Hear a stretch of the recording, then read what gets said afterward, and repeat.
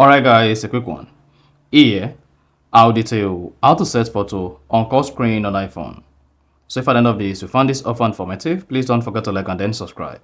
Now the first thing to do is go ahead and open the settings app. On the settings page, scroll down, locate and click on phone or click on apps and then search for phone. Select it. On the phone page, come to default calling app and click on incoming calls. Then make sure you set this to full screen.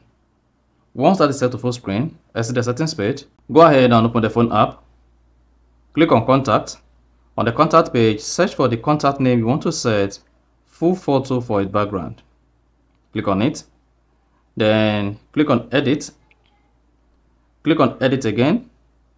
Now you should see the photo like this. Or click on customize. Click on poster. Now click on the photo icon at the bottom left. Go ahead and select your favorite poster. Click on done at top right. And then click on continue. Click on continue. Then click on done again. Once you are done, exit the page. Now when next you have an incoming call on your iPhone, then you should have your photo just like this. You see that?